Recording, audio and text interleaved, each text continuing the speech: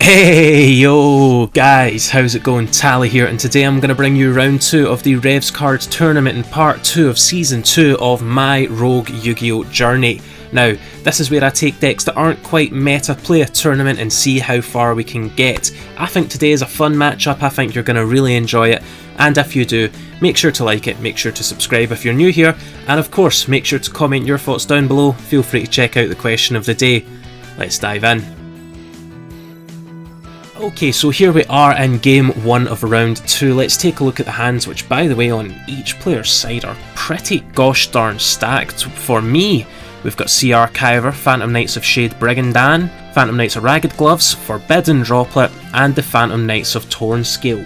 A pretty busted hand, like this and this already is a pretty tasty combo. And for my opponent who's playing Dinos, well, holy Christ. They've opened Baby, Ovi, Hand Trap, Fossil Dig, and Misk. Have you read Misk? Wow, what a hand.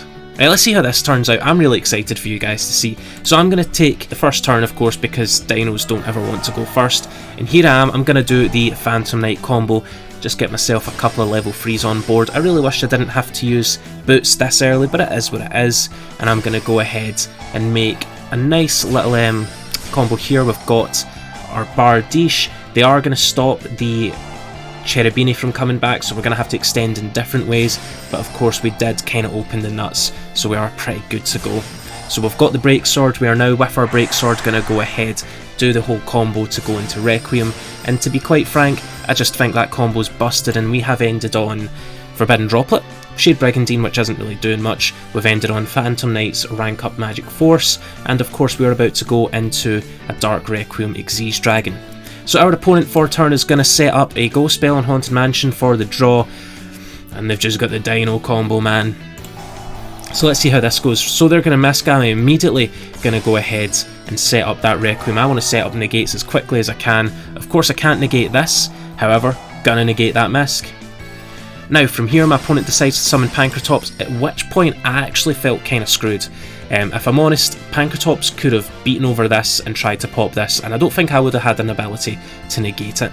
So I'm not sure why they went for Verti Anaconda, but I am very glad that they did, because to be quite frank, it's what won me the game. Okay, spoilers. They're going to go for the Red Eyes Fusion. I'm going to go ahead and just stop that. I'm going to say no to that, and they're going to go ahead and surrender, which is fine by me. Okay, moving on to game 2 of round 2. Neither of us have particularly beautiful hands, if I'm honest. This is a brick. This is okay. However, it doesn't really do much in terms of like advancing our game state other than getting to a nice easy Bardiche. It doesn't really let us do anything. This is most definitely a brick, and this is fine. I like to see Forbidden Droplets. So we're going to go ahead again, start off our opponent's hand. Quite frankly, it's not too much worse. But they've got the Ash. So I'm going to set 1, I'm going to set 2 in the back row and pass right there. So my opponent has opened Red Eyes Fusion, and both the Red Eyes Fusion targets. That is stinky. They do however have the Dragoon of Red Eyes, and I am just really praying that it can't kill me. Starting next turn, I'm actually thinking Tour Guide is the best possible rip I could have had. But he's got a negate. But here's the thing. I actually have Phantom Knight's Wing, and if you don't know what Phantom Knight's Wing does, it actually targets one card on the field and prevents it from being destroyed the first time it would be destroyed. So I'm thinking, I can go ahead and bait him out with Tour Guide. I can't really do much else though, so I'm going to try and play it out and see where the hand takes me. But I think it's going to be a weird one. So Tour Guide is obviously going to get negated, however I'm going to save it from being destroyed, which is very nice, I'm really happy with that. Psychic Wielder, going to go ahead into our Cherubini. Cherubini sending Graf, Graf's going to get Seer, and this is going to make Bardiche. From here, I'm honestly not really sure. If I had Dragoon, then I would probably just use Dragoon, clear the board and try and set up a couple of negates. However, I really didn't, so I'm thinking, right, best thing I can do here is just set up like Appaloosa, which to be quite frank wasn't actually a very good idea, especially when they were ripping double Evil Pill off the top. How disgusting is that?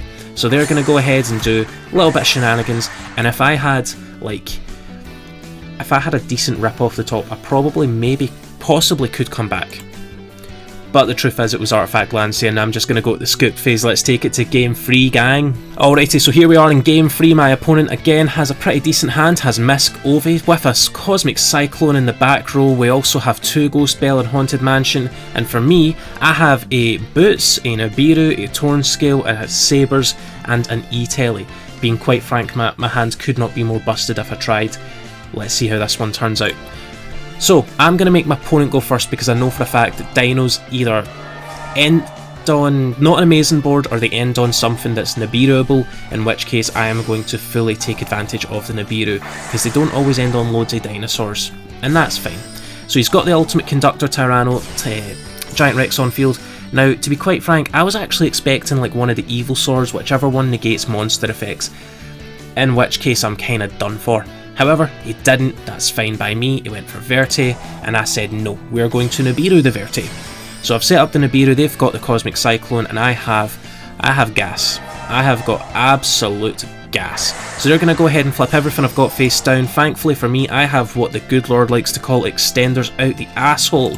So I'm going to go ahead and E-Telly. What happens when we've got 2 level 3s? Cherubini happens. Cherubini is of course going to just turbo us into the easiest and nicest and sexiest of Phantom Knights, Rusty Bardish. Our opponent is going to stop our Cherubini from coming back, which is fine. I'm going to go ahead and set a Fogblade and go and search some PKs. I'm going to go ahead and search out this beautiful beast, right? Stained Greaves was the absolute MVP right now, because essentially when I special summon a well, in this case a Silent Boots, but a Phantom Knight in general, it special summons itself as either a level 3 or a level 4. So I'm going to go ahead and special summon this. This makes my nice little break sword. Now my break sword is broken because I just popped it, bringing back my 2 Phantom Knights as level 4s, going into Raiders Knight. I actually had to stop at this point, do a little bit of mathematics before I committed to the play. What I did realise was Arc Rebellion going to get big. 8600 damage for the win. So far so good, gang. Let's take it to the outro. Guys, that is the video. As always, if you like it, give it a like. If you love it, give it a share and tell everyone you know about Team Tally today. And if you haven't joined Team Tally but you've made it this far, then you might as well drop a subscription down below. As always, you have been amazing. I have been Tally. I'll catch you all later. Bye.